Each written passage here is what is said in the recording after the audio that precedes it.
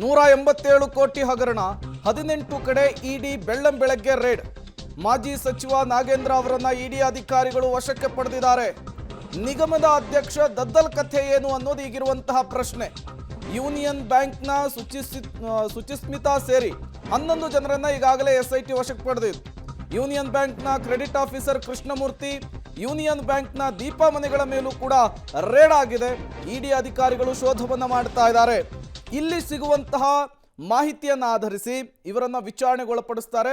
ಈ ವಿಚಾರಣೆ ಸಹಜವಾಗಿಯೇ ಮತ್ತಷ್ಟು ಸಂಕಷ್ಟವನ್ನ ಎಲ್ಲರಿಗೂ ತರೋದ್ರ ಜೊತೆಗೆ ರಾಜ್ಯ ಸರ್ಕಾರಕ್ಕೂ ಕೂಡ ತರುವಂತಹ ಸಾಧ್ಯತೆ ಇದೆ.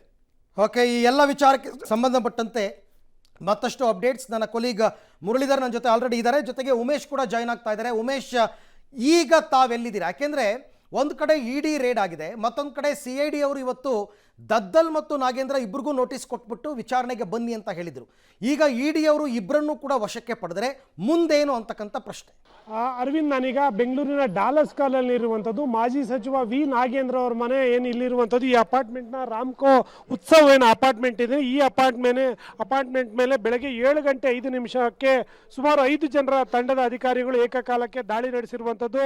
ಬರೀ ಇವ್ರ ಮನೆ ಮೇಲೆಲ್ಲ ಹೊರತುಪಡಿಸಿದರೆ ಯಲಹಂಕದ ಶಾಸಕ ಬಸವನಗೌಡ ದದ್ದಲ್ಲು ಮತ್ತು ಯೂನಿಯನ್ ಬ್ಯಾಂಕ್ನ ಇಬ್ಬರು ಬ್ರಾಂಚ್ ಹೆಡ್ ಆಫೀಸರ್ಗಳು ಮತ್ತು ಒಬ್ಬ ಕ್ರೆಡಿಟ್ ಆಫೀಸರ್, ಒಟ್ಟು 5 ಜನರ ಮೇಲೆ ಇವತ್ತು ಏಕಕಾಲಕ್ಕೆ 5 ಗಂಟೆಯಲ್ಲಿ ಬೆಂಗಳೂರಲ್ಲಿ ದಾಳಿ ಮಾಡಿರುವಂಥದ್ದು. ಈಗಾಗಲೇ ರಾಜ್ಯಾದ್ಯಂತ ಅಂದರೆ ವಾಲ್ಮೀಕಿ ಹಗರಣ ಸಂಬಂಧಪಟ್ಟ ಹಾಗೆ ಸುಮಾರು 18 ಕಡೆಗಳಲ್ಲಿ ಏನು ದಾಳಿ ಮಾಡ್ತಾರೆ, ಅದರಲ್ಲಿ ಬೆಂಗಳೂರಿನಲ್ಲಿ 6 ಕಡೆ ಅಂತ ಹೇಳಿದ್ರ ಬಗ್ಗೆ ಈಗ ಮಾಹಿತಿ ಲಭ್ಯ ಆಗ್ತಾ ಇರುವಂಥದ್ದು. ಯಾವಾಗ ಈ ಹಗರಣ ಬೆಳಕಿಗೆ ಬಂದಂಥ ಸಂದರ್ಭದಲ್ಲೇ ಇಡಿ ಅಧಿಕಾರಿಗಳು ಮಾಹಿತಿ ಕಲೆಕ್ಟ್ ಮಾಡ್ತಾ ಹೋಗಿದ್ರು. ಇದರಲ್ಲಿ ಈಗಾಗಲೇ CBI ಕೂಡ ತನಿಖೆ ನಡೆಸ್ತಾ ಇರುವಂಥದ್ದು. ಆದರೆ ಇಡಿ ಅಧಿಕಾರಿಗಳು ಏನಿರ್ತಾರೆ ಅವರು ಏಕಾಏಕಿ ದಾಳಿ ಮಾಡೋದಿಲ್ಲ. ಹಗರಣ ಸಂಬಂಧಪಟ್ಟ ಹಾಗೆ ಸಂಪೂರ್ಣವಾಗಿ ಮಾಹಿತಿಗಳು ಪಡ್ಕೊಂಡು ಯಾವೆಲ್ಲ ಬ್ಯಾಂಕ್ಗಳ ಮುಖಾಂತರ ಅಕ್ರಮ ನಡೆದಿದೆ ಅನ್ನೋದ್ರ ಬಗ್ಗೆ ಮಾಹಿತಿಗಳು ಪಡ್ಕೊಂಡು ಆನಂತರದಲ್ಲಿ ಅವರು ದಾಳಿ ಮಾಡುವಂಥದ್ದು. ಹಾಗಾಗಿ ಇವತ್ತು 7:05 ಏಕಕಾಲಕ್ಕೆ 18 ಕಡೆಗಳಲ್ಲೂ ಕೂಡ ದಾಳಿ ಮಾಡಿರುವಂಥದ್ದು. ದಾಳಿಯಲ್ಲಿ ಈಗಾಗಲೇ ವಿ ನಾಗೇಂದ್ರ ಅವ್ರ ಮನೆಯಲ್ಲಿದ್ದಾರೆ ಅನ್ನೋದ್ರ ಬಗ್ಗೆ ಮಾಹಿತಿ ಲಭ್ಯ ಆಗಿರುವಂಥದ್ದು. ಹಾಗಾಗಿ ಅವ್ರ ಮನೇಲಿ ಯಾರೆಲ್ಲ ಇದ್ರು ಅವ್ರ ಮೊಬೈಲ್ಗಳನ್ನು ವಶಕ್ಕೆ ಪಡೆದಿರುವಂಥದ್ದು. ಮಾಜಿ ಸಚಿವ ಅಂತ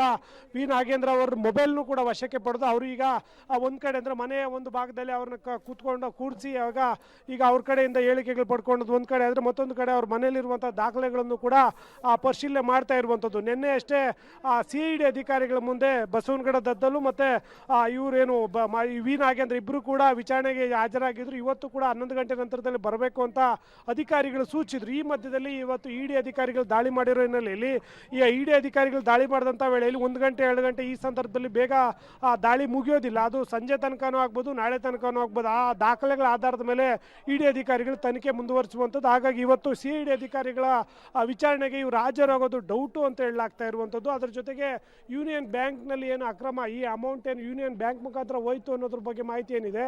ಹಾಗಾಗಿ ಇಬ್ಬರು ಬ್ರಾಂಚ್ ಹೆಡ್ ಆಫೀಸರ್ಸು ಮತ್ತು ಒಬ್ಬರು ಕ್ರೆಡಿಟ್ ಆಫೀಸರ್ ಮನೆ ಮೇಲೆ ಕೂಡ ದಾಳಿ ಮಾಡಿರೋದ್ರಿಂದ ಆ ಬ್ಯಾಂಕ್ನಲ್ಲಿ ಸಿಗುವಂಥ ಮಾಹಿತಿಗಳು ಮತ್ತು ಅವ್ರ ಮನೆಯಲ್ಲಿ ಸಿಗುವಂಥ ಮಾಹಿತಿಗಳ ಆಧರಿಸಿ ಈ ದಾಳಿ ಮುಂದುವರಿಯುವಂಥದ್ದು.